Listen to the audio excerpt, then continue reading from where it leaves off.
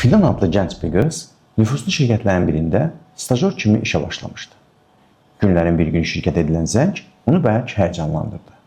Qarşı tərəfin isə sualı belə idi: şirkətiniz ədəbi ödəyicisidir?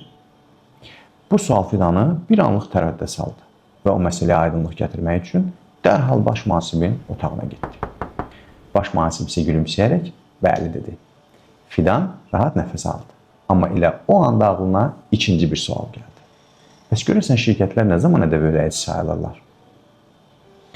Əminəm ki, hər bir şirkətdə Fidana bənzər stajyor mühasiblərimiz vardır.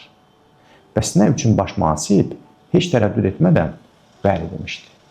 Bu sualın cavabı vergi məcəlləsinin 154-cü maddəsində verilmişdir. Maddənin ilk bəndinə əsasən iki hal vardır. Birinci halda siz artıq qeydiyyatdan keçmisiniz, ikinci halda isə keçmək məcburiyyətindəsiniz. İlk halda ədəbi ödəyici kimi hansı tarixdən qeydiyyatdan keçmisinizsə, o tarixdən etibarən ədəbi ödəyici sayılırsınız. İndi isə gəlin ikinci hala baxaq.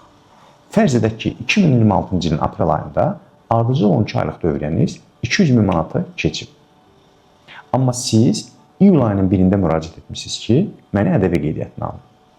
İyul ayında müraciət etməyinizə baxmayaraq, siz artıq may ayının birindən, yəni ardıcıl 12 aylıq dövriyəniz 200 min manatı keçən aydan sonraki ayın birindən etibarən ədəbi ödəyici sayılırsınız.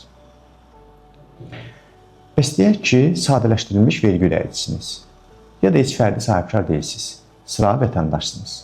Qanun sizi ədəbi ödəyici elan edə bilərmi? İnanmayacaqsınız, amma bəli. Nə zaman? Cavabı növbəti videomuzda.